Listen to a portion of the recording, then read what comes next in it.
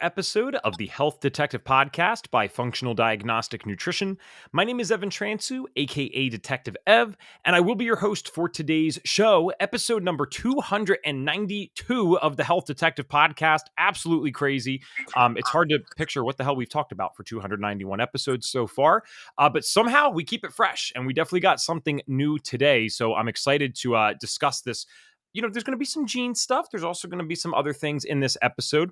So I have with me Michael. If you're watching live, he's in the car. And so Yeah. this guy was dedicated enough, gets out of work, hops right on it to the show with us. So thank you for being here, my friend. Welcome. Absolutely. Thank you for having me on. I'm excited to be here, and I got no problem with jumping on right after work. Very cool. So how we kind of do the show is I always like to start off with the same question, and yours is rather unique. And this is actually cool to see how many people are on live with us right on YouTube and Facebook, because it seems like the title, when genes really are the problem, might have got some traction here, because I think so many Gotcha. times in the functional medicine space you hear the infamous quote, genes load the gun, environment pulls the trigger. Mhm. But there's more to it than that. So I'm getting ahead of myself. What I would like to know is, when did your health symptoms start and what did they look like, my friend?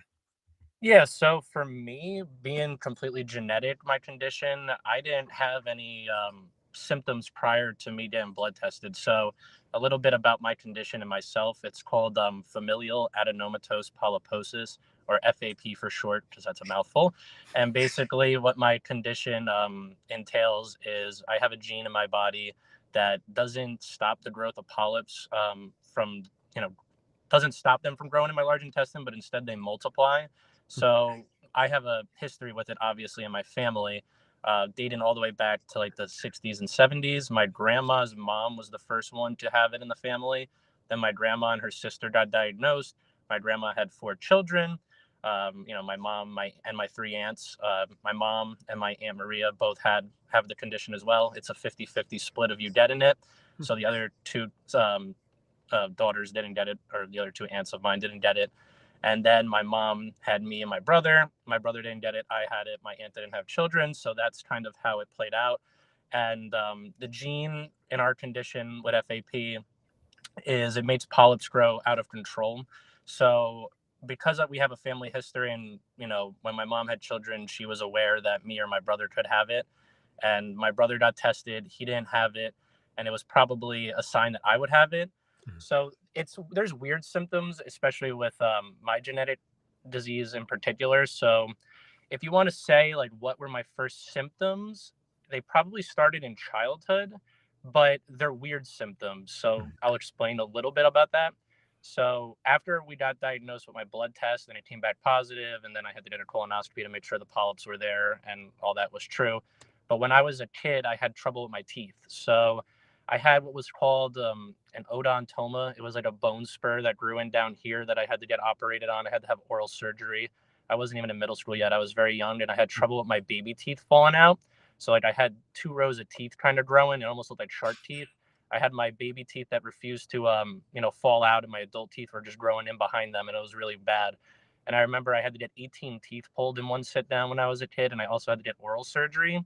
And oddly enough, that was probably the first indicator that I had the gene, because with FAP, some symptoms that show up that aren't related to the polyps but are related to the condition is stuff like desmoid tumors, or just bone spurs and growths. Like I have one on my head. I don't know if you can really see it. It's like right there. No, not Just much. yeah, I mean it's nothing crazy, but it's like a little. Maybe the lighting isn't helping, but in certain lighting you can see it and you could feel it too. It's just like a little bump there. And some people, they could get them in their hands and in their feet and in places that are uncomfortable. So for me, in some ways, I'm lucky, but I did have the teeth problems, and that was probably the first indicator that I have the disease. And then after that, us just being aware of our family history and knowing, we went for the blood test. Blood test was positive. But as far as like any gastro symptoms or stuff you would expect for having polyps in your large intestine, I didn't have any of that. Okay. Did you say 18 teeth got removed at once? 18 teeth in one sit down. And I mean, you were so, for anyone that would be odd, but for you, you're so young at the time. I never asked this next question to make people relive the stuff, but I am curious, for listen, especially when I put this condition in the description, someone out there Mhm. is going to have this thing and they are going to click on it. And so I think it's good to relate to those people. What the heck was going through your head? If we can talk about not only when you're getting these damn teeth removed, but then also when you find out that you do officially have this condition, like what's going through your head at the time in those circumstances? Yeah, so I mean, when I was a kid, I just thought that was normal. I just didn't know any better. Obviously, I was aware that none of my classmates had anything done like that, and when I missed time and I told them what had happened to me, everybody was all really shocked. And at the time, it was like, I was a kid, so it was kind of like a heroic badge of honor, my oral surgery that I had, to show how tough I was or whatever. But at that point, I didn't know. My family probably knew, and they even admitted that like my grandma suspected that I had it at that time, but I was so young that they didn't want to get me tested necessarily at that age because I was a child. I was way too young to understand at that point, and we were just going to wait until I got older. So then, when I got older and I got diagnosed in high school, which I wrote about in my book, it played a big toll on my emotions because it was a time period where I was supposed to be graduating and moving on with life and all my friends and going to the next stage with my peers and blah blah blah. And I basically had none of that. 2 weeks after graduating high school, I had to get surgery. It was 9.5 hours at Mount Sinai Hospital in Manhattan. So I was pretty much, just kind of wondering what had happened. Because for a lot of people, when they get diagnosed with something, they start showing symptoms. They're not feeling well and they're ill and they go to the hospital, they go to doctors looking for answers, and sometimes surgery, helps people and they come out feeling better and all that stuff. In my case, I was seemingly healthy. And I say seemingly because I wasn't.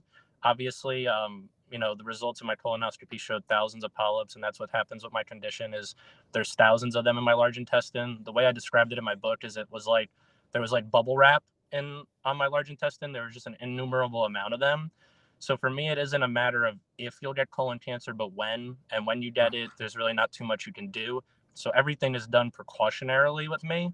So when I went into the hospital, I was healthy. I was a seemingly normal 18-year-old who had no symptoms, didn't know what was going on with him. And the only reason I was getting operated on was because of a blood test and a colonoscopy to make sure the blood test was accurate. So there wasn't really any symptoms, but there would have been. But that's also what made it hard mentally to kind of understand and try to come to grips with is I was living a normal teenage life, and then all of a sudden I went from that to in the blink of an eye losing 40 pounds, being in the hospital for 11 days, and starting a recovery road that I never imagined just the year prior. Okay. And so I mean, obviously that's a huge pivotal point in your life. I can only mildly understand this. A lot of stuff was happening for me at 18 that certainly made my life different than the average 18-year-olds, but this is just next level of stuff. So for whatever it's worth, I semi empathize to the degree that I'm able.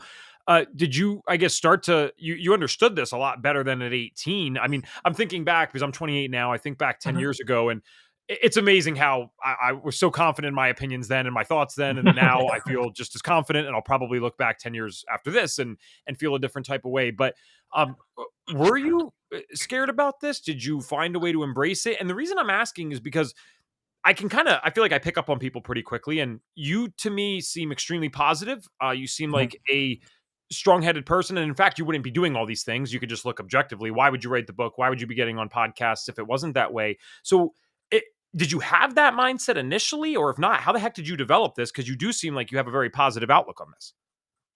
Thank you. I appreciate that. Yeah, no, that's definitely something that has grown over the years. So I do kind of detail this a lot in my book was the mental transformation I went through. It was not all sunshine and rainbows for me at first.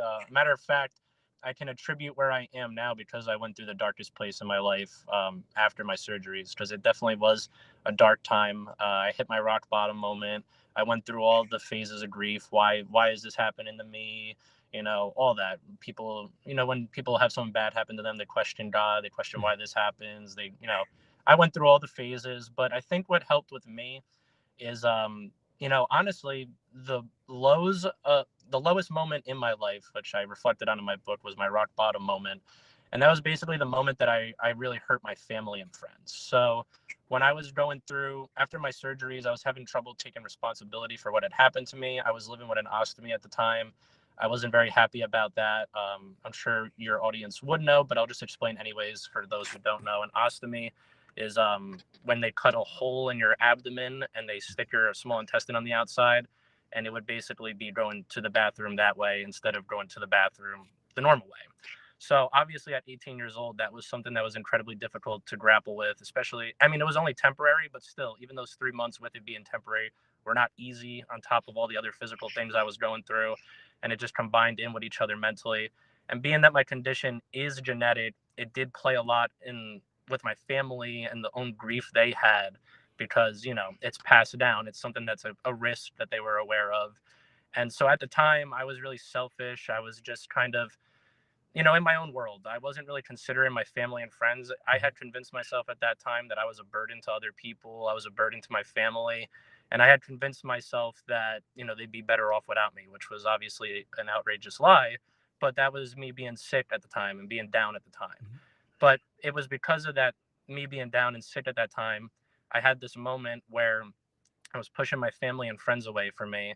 And, they were trying to reach out, do everything they could for me, but I just wasn't engaging. And that really hurt my family and friends. And I remember there was one day, where I was just sitting on the couch because I couldn't really sleep in my bed since I had staples in my stomach and everything. And my mom kind of sensed something was wrong. And she asked me, what's on your mind? And I basically told her, do you really want to know what's on my mind? Because it wasn't a lot of pretty things on my mind at the time. And she said, "Yeah, tell me. That's what I'm here for." And I had told her at the time, sheepishly, not realizing that I stabbed her in the chest by saying this. But I said, if I'd known this would have happened to me, I wish I was never born at all. And that moment was the moment where it kind of snapped me out of that bad thinking process because, like I said, when I was in that zone, I really thought I was a burden. Like I thought my family would be better off without me. That was an actual belief, as silly as it sounds now, especially as I reflect on it, all these years later. But that moment snapped me out of it because I broke my family's heart. My mom was really upset about that. Obviously, my dad was really upset. And I was able to see how I hurt my family that day because, my mom obviously was upset. She was crying. My dad was consoling her. And then, he talked to me afterwards and said, we're dealing with a lot of guilt of our own too. And for the first time, it made me kind of take a step out of my own, I guess, pity I was giving myself or whatever you would want to call it. And I was able to look around me and say, "Oh," like I was able to really realize the full scale of everything. Like if I didn't take its responsibility for what had happened to me, if I didn't try to start, taking care of my health, it was going to severely impact my family and my loved ones and my friends and on a further level. So it just kind of made me realize, okay, things might be bad now, but I need to hope things get better and try to take care of myself for these people, for the people I love, so I don't hurt them. So as much as I do have that is a painful memory, admittedly. But that's a memory that I always don't want to like I always reflect on and I don't want to shut out and I share it with other people because it's what is the reason why I got where I am today. It's the motivating factor for why I am positive, like you said. Mhm. And a lot of things had happened along the way. Obviously, when I finally decided to start taking care of myself and just taking things day by day, hoping they would get better, things did start to get better. And it was a perspective shift that was going through my life because when you're in a place where your independence has seemingly been stripped from you Mhm. and you're trying to build that back and you start to get those little things back, it really does make a huge difference. Little examples like during my surgery, I couldn't drink coffee anymore. I love coffee. And like that was a bummer, right? But when I started to get better and I had that first cup of coffee again, it tasted amazing, better than it's ever tasted in my life. And that's like one small example, and you could apply that to anything you could think of. Because like, I couldn't drive. I'm sitting in my car right now. I couldn't drive for the longest time because I wasn't well. And then once I was able to, get back on my feet, driving felt good again. Hanging out with my friends felt good again. Having a beer felt good again. Like all these things that I wasn't able to do at the time, as I got them back, I had a newfound appreciation for it. And that kind of, after you have so many of those experiences over the years, it just kind of makes you more appreciative, especially when you see how far you've come. So I've just had a lot of moments like that over the last 10 years. And it just makes me realize that I'm very fortunate. I'm very lucky, despite what some people might think if they read or hear my story. But, in a lot of ways, I'm thankful for what happened to me because it changed my perspective on life. It made me closer with the people around me. It made me more present in every day and in everyday moments. So I choose to look at it as a blessing in disguise. Yeah, I'm so interested by the people who sometimes go through the worst stuff and then they end up being the most positive people. And I think that there is this I shouldn't even say most positive because that doesn't imply that everything's sunshine and rainbows all the time, like you Yeah. said, but it's such a genuine gratitude, is what I'm saying. Mhm. Like the cup of coffee, the beer, whatever it Mhm. might be. Yeah. And I think what happens is if we don't have that comparison, then it is very tough. We're humans. We do become stagnant and stuff. We look at back, like especially if we're talking from the privileges that we have in America. How did these people live like this 1,000 years ago? It's like, well, that's all they knew. And I Yeah. think when it's all we know, whether it's really good or really bad comparatively, we take it for granted. And then until you get back into it, it's hard to understand how nice these little seemingly minor inconveniences are in life. One question I wanted to ask you, because I think this is something that comes up a lot with the people that are on our show. They all have to go through this type of thing. So Mhm. normally, genetics would not be an ultimatum for them by any means, right? Like they really can have a full resolution to some of their health stuff. But what's very similar to their story and yours is that you go through this phase where, and I've been through it myself, woe is me. Why is this happening Mhm. to me? This is so unfair. It's not happening to anyone else I know. What's going on?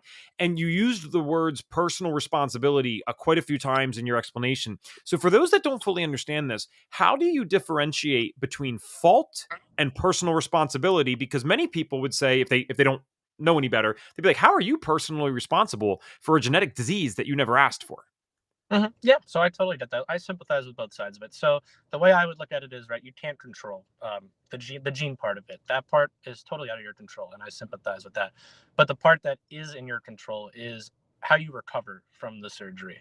So in my instance, right, let's say I chose a path where I wasn't responsible for my health and my well-being. I could be really sloppy with my diet, and with my condition, I don't have my large intestine. So I don't know if I mentioned that before. Obviously, I had to get that removed. So with that comes a lot of changes. And if I just kind of choose to throw caution to the wind and eat crap, and I'll feel like crap, like that still happens today. Like if I have a bad eating week, it could throw my stomach off, and that messes with other things. So it affects that way. And then, for I get a lot from people. They kind of look at me and they'll be like, how did you go through all that? I would never guess that looking at you, right? And if they would say, like, they expect me to look a certain way or behave a certain way because of those things that happened to me. But I attribute that to the changes I've made to my lifestyle afterwards. Mhm. Now, I can only speak from my personal experiences. So some examples within my own life, like I know I'm big on exercise and eating right and going to the gym because those things help me with my digestive condition. That helps me with my circumstances.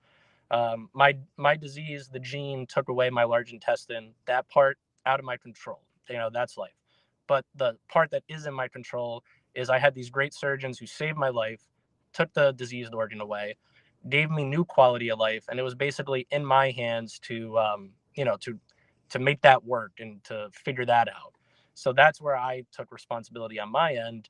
And I get it. It's tough. Like there's still I still have bad days. I still have days where I eat something wrong and it throws me off, or I don't feel the greatest. But more days are better than bad days for me, and I kind of have to think, or at least believe, that I attribute that to the fact that I'm a little over the top OCD with how I take care of myself and blah blah blah. But it's in a good way.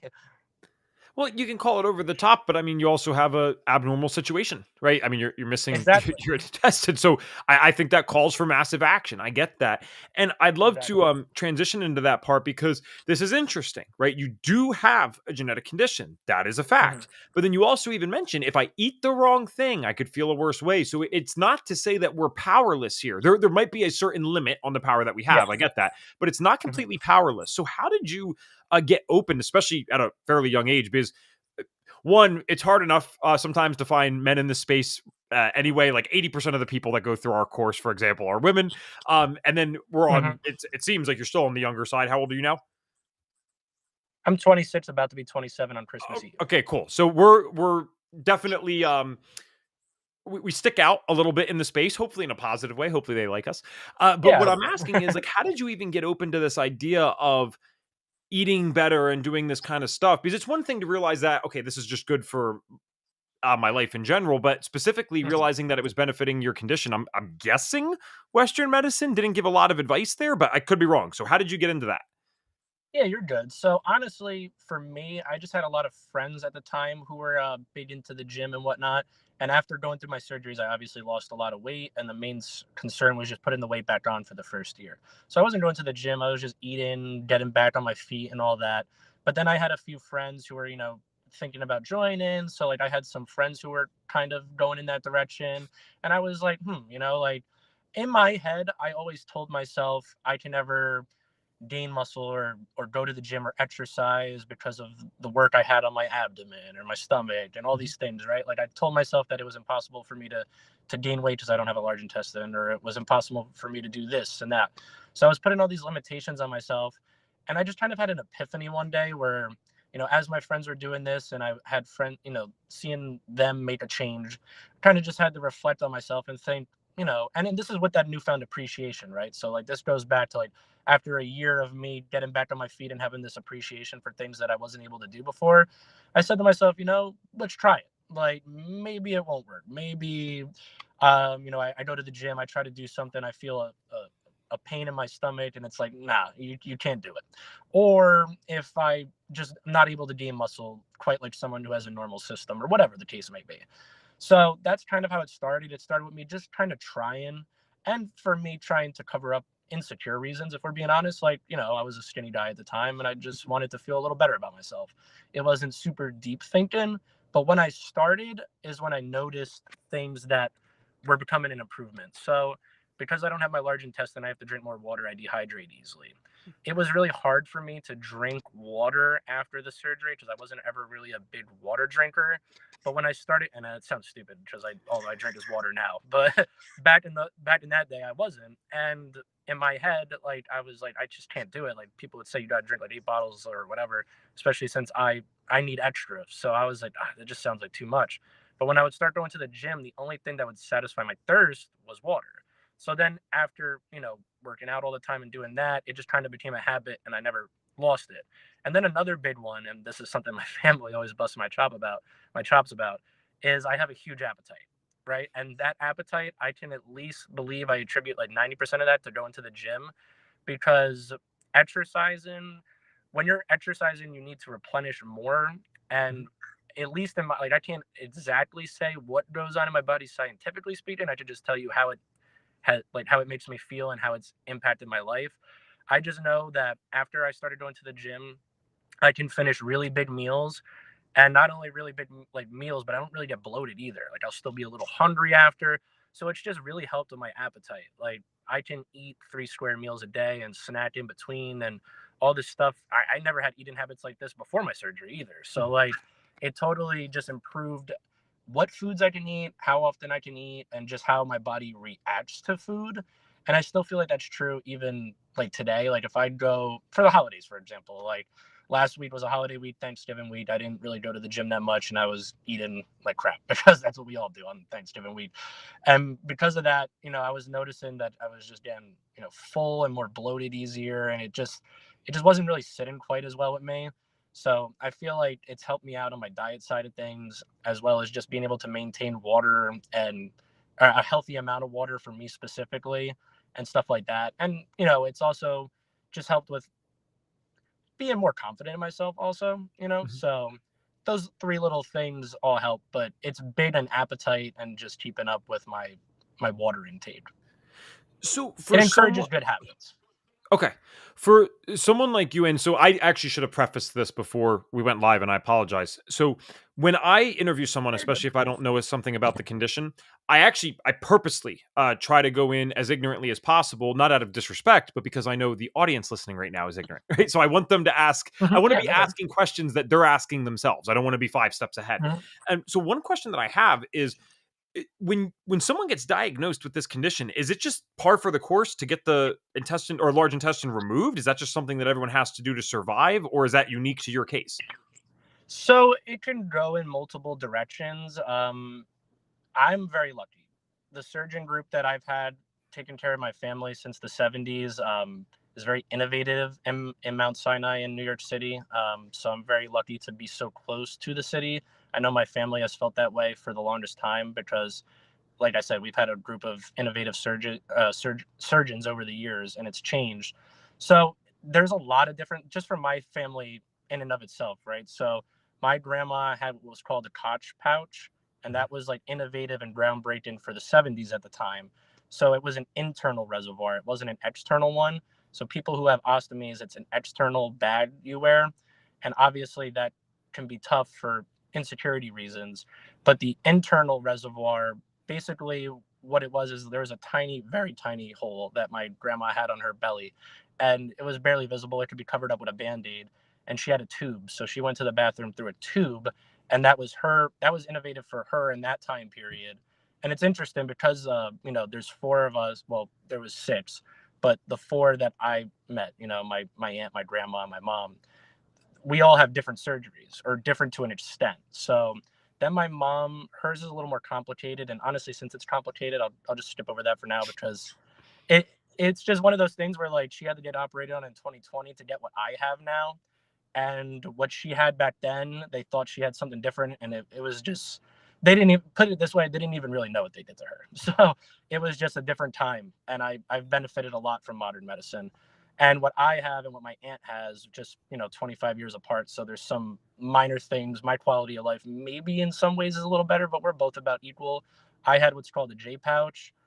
J pouch is when they take the end of your small intestine, your ileum, and they create a J-shaped pouch, and they suture it together, and that basically replaces the job of the end of your large intestine or your rectum. So you could go to the bathroom normally and not have to wear any reservoir, no internal or external.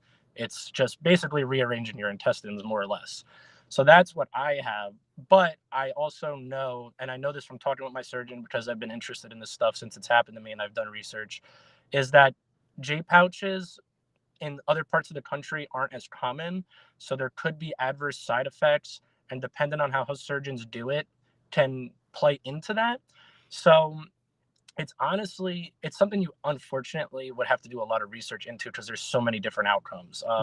So because, with that being said, because the J pouch can be so hard to perfect, and it can come with a lot of complications if not done right, the ostomy is the most efficient and easier route to go.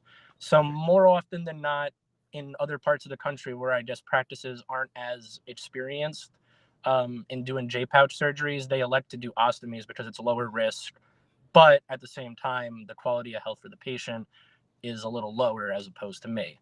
So it's all about risk reward calculation, which practices have been doing it for a long time. Like I said, I'm very lucky. The surgeon group that's been working on us has specialized in FAP for like 50 years.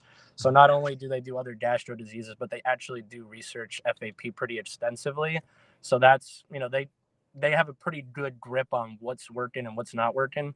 So a small example, and this is like, this is why I think everything happens for a reason, and you just got to be patient. The thing that I struggled the most with after my first surgery was the ostomy. I was very upset at that. Obviously, as an 18-year-old, having to live with that is very difficult. And I was mad about it. I didn't want to take care of it. I didn't want to accept that I had it, even if it was temporary. I didn't want to, because it Mhm. was just, 90 days with it was 90 days too long in my head. But when I reflect on it with my family, the truth is, I owe a lot of my quality of life to the temporary ileostomy, because originally, when I went in for my surgery, it was supposed to be one part. I was just supposed to get the, 10 hours under the knife, get the large intestine out, do the J pouch, and then I was going to, no ostomy, just go through it. My surgery, and this is why I know this now. So, like, after the first surgery, I had the ileostomy, and that helped with my healing, because the second surgery was basically like being potty trained all over again. I mean, it was essentially when they reconnected, my small intestine back together after they reversed the ileostomy. That whole recovery process was just me going to the bathroom a lot, like 20 times a day, getting used to it, the whole 9 yards. It was a mess. It was its own recovery in its own, but it was different than the first one. The first one was strictly physical. I had lost like 50 pounds overnight. I was a skeleton. I had staples in my stomach, the whole 9 yards. I was a mess, and I could barely move around the house. So the ileostomy, in a lot of ways, prevented me from going to the bathroom 30 times on top of that. And we actually had a family friend who did the one part, and they had a lot of issues for a year and a half. They're doing better now, but they still have some issues because of that. So it took longer, and it was a route that I wasn't told that I was going to go initially. They thought they could do one part, and in my head it felt like such a slap in the face to me that I had to do two part and I had to wear it. But the reality is, it was a humongous blessing in disguise because it definitely, I attribute a lot of my health today because I had to wear it. So those are kind of like all the different routes you can go. And obviously, it's person to person. Family history matters a lot too. So that's like that's all the different surgical options, basically. You said obviously a lot of your family members have dealt with this, but then you just said a family friend, and I'm not sure if you met in all these circles. How many people deal with this condition? Yeah, so the statistics, I believe, for in the United States, FAP affects 0.5% of all colorectal cancer cases, so it's very rare. And then I believe 20% of the population has spontaneous genetic mutation for the gene, which means they have no family history. It just spontaneously happens out of nowhere. And we actually know a family friend who had that happen to them too. So it's a mix of family history, and it's very rare, obviously, 0.5%. And then there is the 20% of people who just kind of have it happen to them, which is very unfortunate. Uh, Wait, so 20% of the general population or 20% of the point Of 0.5? people, yeah. So it's like of I get not of the general pop. I guess it would be of that, like of people who get FAP, 20%. Yeah, Okay, that that's makes a lot. I'm like, holy crap! I'm like, I can yeah. understand how No, I it's haven't not. heard of it I one out of understand, of 200, course. but I was like, dude, jeez, I got a 1 in 5. Holy cow! Yeah, no, you Um, don't have to worry about that. But I mean, like, 20% of people who get FAP get it spontaneously. got it. So when you go through, it seems as successful as the surgery can be, right? Mhm. What is the outlook for your life now? And I hope this is a good one. I hope it's okay to ask this. Like, Oh, because 100%. you'd mentioned the cancers and stuff. So is this like, hey, you got this, it sucks, but now you're pretty much good to go? Or are there other things that you have to look out for in the future? We have to monitor. So again, health, family history does matter a lot because for my family, the only like history of polyps outside of the large intestine came from my aunt Ronnie, which was my grandma's sister. And my grandma's sister, my aunt Ronnie, she passed away because she had stomach cancer, but it was more of a choice on her end. So we're supposed to get scoped like every 5 years. Mhm. My mom and my aunt just did it, and they got a clean bill of health, so they're good for another 5. And basically, when they do the scopes, they just go down endoscopically. They check the stomach, check the small intestine to make sure polyps aren't growing. If there is, they remove them, and that's that. It's strictly precautionary. And if you keep doing that like every 5 years, knock on knock on wood. I'm in my car, so I don't have anything to knock on wood, but knock on wood, nothing bad has happened in my family history besides what happened to my aunt Ronnie. But that was more of a choice because she stopped going for her scopes because her husband, my uncle Jack, was 11 years older, and she didn't want to be without him. So it was, like I said, a more of a personal choice. But because that is in our history, they want to check our stomach and our small intestine to make sure.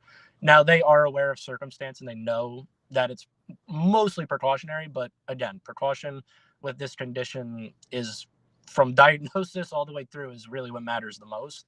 Okay. So for me, it's my family history because I don't want to. If anybody else with FAP is watching and has a different family history, I don't want to speak for them.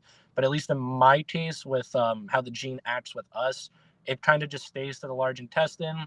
Maybe a polyp will grow in my stomach or small intestine as I get older, but that's something that could be easily removed. No different than when someone goes for a colonoscopy; they're just removing it from my small intestine, not my large. Okay. One other question before we kind of transition. I want to definitely talk about your book that you did. Um, but in terms of the lifestyle stuff and diet stuff, exercise, getting a little bit more specific on this show, and it's fine either way. On this show, we get some really, really out there health people, right? Not in a Mhm. bad way, but just Yeah. very specific on the diet stuff and supplementation stuff. So, what does eating well to you mean? Because you said that that clearly leads to more positive outcomes for you or more positive feelings. So is that like, are you going as hardcore as some of the functional medicine people, or like where does the line get drawn for you? Yeah, so I just for number one, the one thing that does hurt me the most is I have to be very careful with carbs. So with my condition, if I eat a lot of carbs, I run the risk of having a blockage or getting severely constipated, which is not Oh, fun. And I've had that happen to me before in the past. So I've learned my lesson that bread isn't bad per se, but I definitely need to be aware. Like I can't be eating pizza, a whole pizza to myself. That's a mistake I've made before. At like Which a most of mini, us like, have probably. yeah, exactly. Everybody's been there before. And, for me, it's a little more dangerous than perhaps other people. Other people, it might make them feel bad. For me, I run a legitimate risk of having a blockage or anything like that. So, carbs, definitely something to be mindful of. More fibery foods, more heavy in protein. And honestly, something I do that helps me throughout the day or in the morning, because sometimes the mornings can be rough for me, is I'll go on like a little intermittent fasting period where I'll go like 16 to 18 hours without eating, and I get really hungry, obviously. But that helps me because it just makes me feel a little more light on my feet. Kind of corrects my stomach if something weird's going on. It just kind of, nothing's going in, gives it some time to reset itself, and then I go back to eating. And honestly, I just kind of stick to that, drinking water, not really sugary things or carbonated things, because that can bloat me. Anything that can make me bloat or feel uncomfortable in my stomach area is obviously something I'm sensitive to and I'm mindful of, just because I've had a lot of work done there. Okay, so you would be almost like quite literally like an intuitive eater. Like you're doing things not based on a diet ideology, but based on, okay, this is what works for me. I can see this Yes. firsthand. It's A very obvious hundred. when it doesn't work, so you do this. Yeah, actually, it's funny because when I was going through my recovery, there was the longest time where like we didn't know what I could eat, because what would happen is, my mom would be making me breakfast, and this is when I had the ileostomy, so this wasn't even, this applied to the J pouch too when I got reconnected, but this was also with the ileostomy. We would make something that seemed normal, something that I could eat beforehand, like before surgery, but then it would just cause trouble, right? Like gastro pain, not feeling good, maybe even throwing up in some cases back when I, got operated on. And so it got to the point where like me and my mom, we made a list and we put it on the fridge of like the do and don't eat list. So like if something was good and it worked, we wrote it on the fridge and just kept running that back basically. And whenever we ran into something that caused pain or a bad night or whatever, we would put that on the don't side. And there's some things that were on the don't side that I still don't touch anymore. Like bananas, I don't really touch anymore, because they slow you down a lot. And for me, they slow me down a ton. Like if I eat a whole banana, I could be in trouble, or at least that's what happened to me the one time. And ever since then, I'm just like, I could do without it. It's not the end of the world. It's fascinating because again, we wanted to bring you on because this is just an amazing thing, but your story is a lot different than most of the people that come on because the diet stuff gets so extreme, for better or for worse, for a lot of the people that come on. So what I find interesting though, and a lesson here for all of us is, out of all the testing that we do, all the fancy stuff that we get into, all the science, there's a tool that we use as FDN practitioners called our diet check record sheet. And it's not a lab test. It's not, some scientific study based thing. It's as simple as eating something and seeing how you feel 1, 2, 3 hours later, like kind of marking it down. So Yeah. lab tests are awesome. Obviously, I'm going to promote them and I think they're great. But sometimes just being aware of our bodies, most of us are going so damn fast throughout the day Mhm. that when we feel tired at 10 a.m., we would never be able to correlate the fact that, oh, wait, when I eat this same thing at 7 a.m., I keep getting tired at 10 versus if I eat Mhm. this, I actually feel great at 10 a.m., right? We're so disconnected from our bodies Yeah. that we can't see that. And so maybe it's not the way you wanted to get connected to your body, but it absolutely has created an awareness for yourself that I don't think most people have, let alone a 26-year-old guy, right? Mhm. Oh yeah, definitely. And like, yeah, I still do that to this day. Just figuring out what foods work for me and what don't. There's like a lot of weird foods that work for me, and a lot of people are surprised by. Like some, I guess you would call them fast food. I don't know. I'll let you be the judge. But like, Panda Express works for me. Don't know, like it's a safe food for me. Like I could always, if I'm out on the road and I need to pick up food and like I don't know what to get, Panda Express has never failed me. Yeah, And definitely I love know it. some people. I know some people with their large intestine that can't touch Panda Express. So I wouldn't, it's my just friend. Yes, it's Grass is weird always quirks greener. that You each know what I one. mean? Yeah. Yeah, So exactly. with this said, Michael, I think what's so cool is this book that you wrote. So obviously we'll shout it out at the end too, but I'd love for you to shout out the title. And then I want to talk about what encouraged you to do that because uh, although percentage wise, there's a small amount of people who have dealt with what you've dealt with. There's an even way smaller amount that would write a book on it or be encouraged to really share the story with other people. And that's not good or bad. I'm just always fascinated when something affects someone in a way that they feel the need to go out, share this story with others, and help others. So, what drove you to do that? Again, especially considering how young both of us are. It's not like you're 50 years old writing your memoirs. What Mhm. made you want to write the book? Yeah, so it's two part. Number one, I've always loved reading and writing. It's something that I discovered a little later in life. I've always had that interest built in me, but I didn't really explore it more until after my surgeries. And then the second part was I definitely have to attribute a lot of it to my grandma. So my grandma, I mentioned a little bit before, when she was, a kid, her mother had FAP. They didn't know it back then. It was all that stuff was very unknown at the time. And my grandma's mother died very suddenly. Her colon perforated, so they didn't know, and that was very, shocking and scary to her. And then she was basically thrust into this world with her and her sister being, medical guinea pigs in a lot of ways. And so they, they were trying a whole bunch of different things, and that was kind of the theme of like my grandma's life.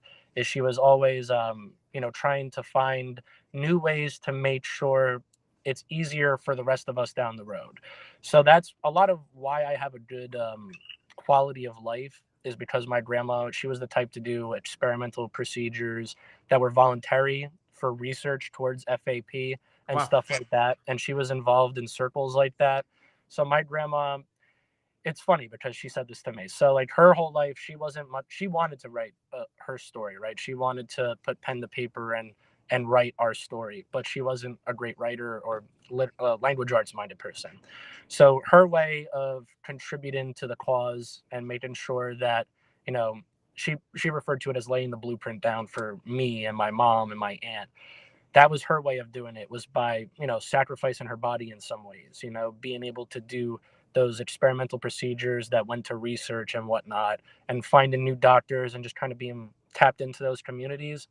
And I remember when I was down and out during my bad times, my mom had used all her sick days, and I had to just stay with my grandma. And when I stayed with my grandma, she was really good at gauging me and trying to get through to me. I think she knew I wasn't doing well at the time, so she had to try and make me feel like I had worth and self value, which I was lacking at the time. And basically, one day when I was hanging out at her house, she was cooking me breakfast, and we were talking, and she winded up, telling me some stories about, my life and her life when she was, going through the surgeries. And it was just something I could tell meant a lot to her. And after hanging out with her a lot and spending a lot of time with her and getting really close with her, it just kind of started to rub off on me. And it just kind of, it was an idea that came into my head where, like, I would explain to like friends what happened to me, and they'd be like, oh, that's crazy, like you should write a book. It would just come up in conversation like that. And then like it just kind of like, went off in my head. I was like, maybe I do have something here. I feel like my story is unique and special. Maybe I should talk about it. And then, my grandma being that type of person who always wanted to get our story out there to begin with, and she always wanted to further research for FAP, and make it. It was mainly to make our lives easier in the family, because she knew I had it, or she knew I could have it, because she's been doing this for a long time prior to when I was a kid and we didn't know I had it. So, and she knows my mom has it. She knew my aunt has it as well. So it was one of those things where that was her way of furthering it, and she spent her whole life doing it. And this is my way of like picking up the torch and continuing her work. So she definitely lit that in me, and I owe a lot of the inspiration I had for it to her. I respect the hell out of that, man. That's awesome. Thank you. And so again, with the percentage of people who deal with this or will ever deal with this being fairly small, you seem like an incredibly intelligent person. I would imagine it's written in such a way that there are lessons for, let's say, the layperson like myself. So who would you say would benefit from this, or if you believe it would be anyone would benefit from reading it? How so? What would they get from this book?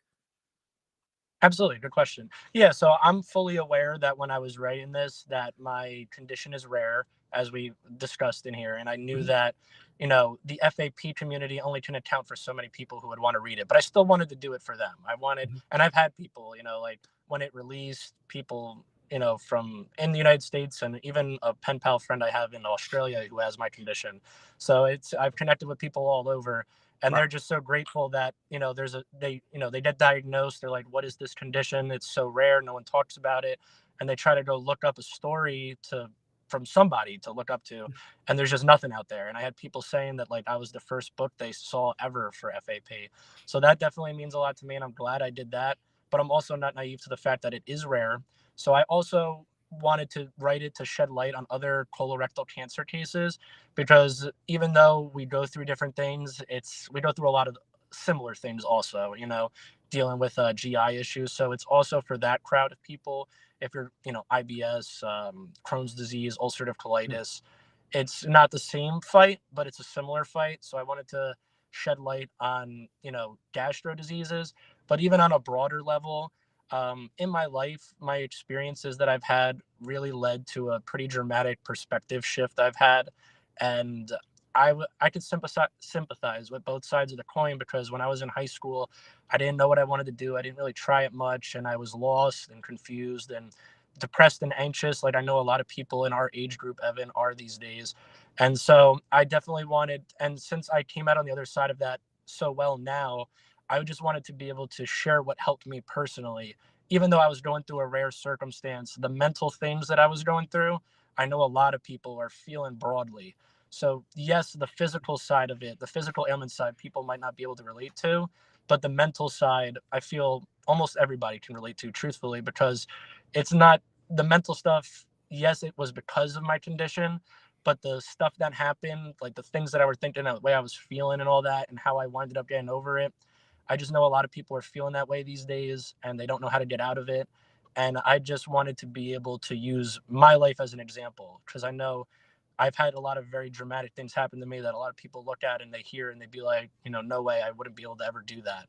Mhm. And I just kind of wanted to show that, yes, you can do it, number one, and that, no matter what you're going through, you can go through it. And I just wanted to share my own personal pathways, which are in the book, my own little personal philosophies that I learned along the way, to help me live and still live a life of health and happiness today.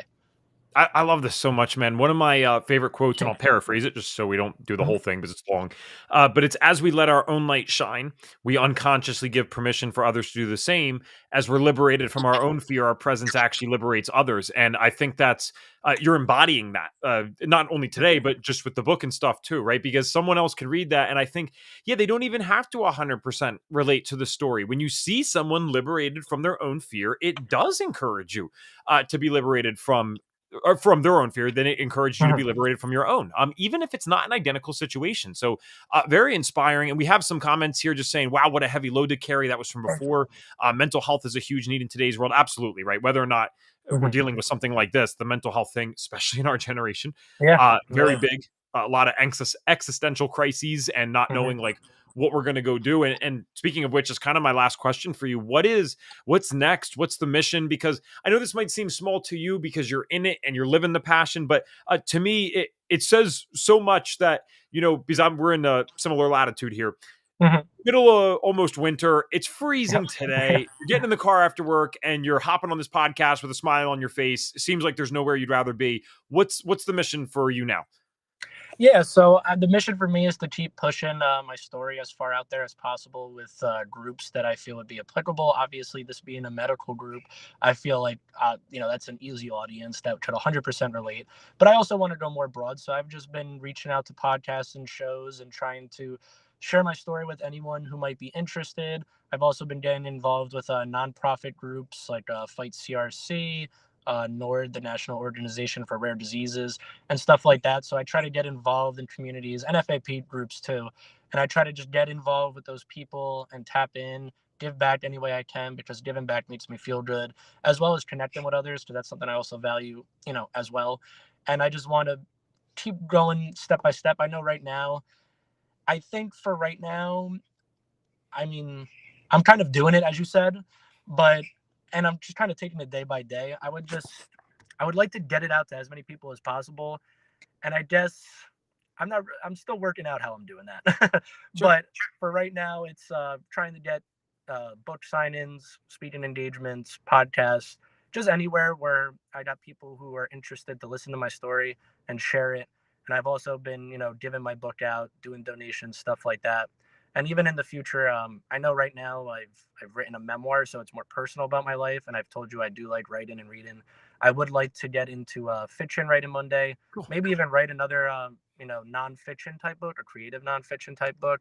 But I definitely want to get more into the space of just of being an author and getting, and writing and experiencing or creating new things. That's a better way of putting it.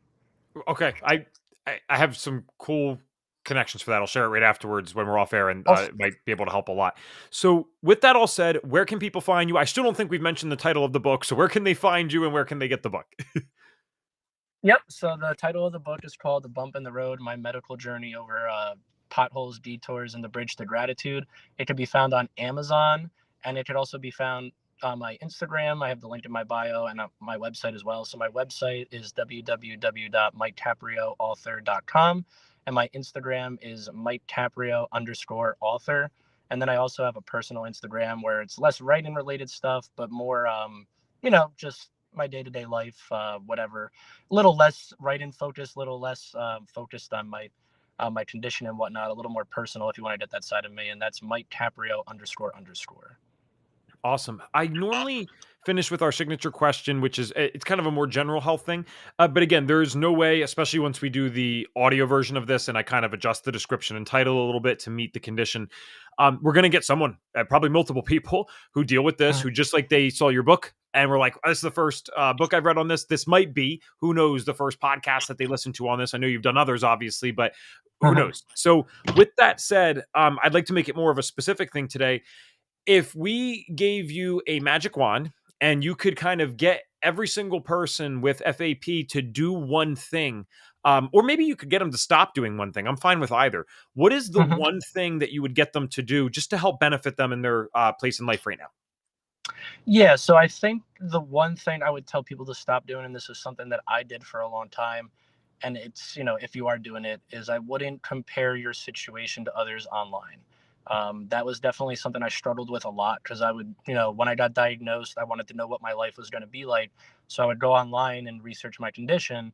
And obviously, when you go online, you're going to read the worst of the worst because, my surgeon told me this, my surgeon said people who typically aren't doing well aren't going to, they're going to post about it online because they need to go somewhere to put their feelings and to connect with other people. So they're feeling alone. And I just wouldn't compare necessarily what you read online to what you're going through. And then secondly, I just think community is the biggest thing. I don't want to speak too much on like diet stuff and what I do personally, although diet and exercise is good. I would recommend that. But as we mentioned before, FAP can vary family history wise. So I understand some people, it might not be as easy. But the way I think through anything in life is through community. It's reaching out, getting tapped into a community of people who can relate and understand each other. Just because that's the most important thing. If you ever need to reach out to someone, and we all need to talk to somebody, you can have somebody there. I definitely wouldn't encourage. I wouldn't encourage being alone and isolated. And that's something that I did that didn't help my condition. I would try to be more open minded, even when it's tough, and just go out there and make things better, try to connect with people, and just be more mindful of your day to day habits. But yeah, bad thing, definitely stay off. Try to stay offline reading that stuff because it's not healthy to compare your situation to other people online who you don't know. And then I'd say the best way to stay mentally clearer and healthy is to be plugged in with a community. There's a lot of good support groups on Facebook for FAP, and I'm sure elsewhere too. I know a few on Facebook though, and it's just important to be around people who are in similar situations that you can relate to, that can reach out if you need help or give you resources if you need help. Michael, thank you so much for coming on today. Great to talk to another young dude just out here doing this stuff and taking our pain, different pain, but taking Mhm. that pain and turning it into a purpose. It's kind of weird, you lose certain years of your life and you feel like you're missing out on something, and then you get to the other side of this, and I feel like you totally resonate with what I'm about to say. It's Mhm. almost like the greatest gift. It's like, okay, a Yeah. lot of our friends, they just signed up for jobs for 50 years that they don't really like, and we Mhm. have the unique privilege of getting to spend the rest of our lives doing something that lights us up and really does feel meaningful. So thank you so much for doing that today. Absolutely. Thank you, Evan. I totally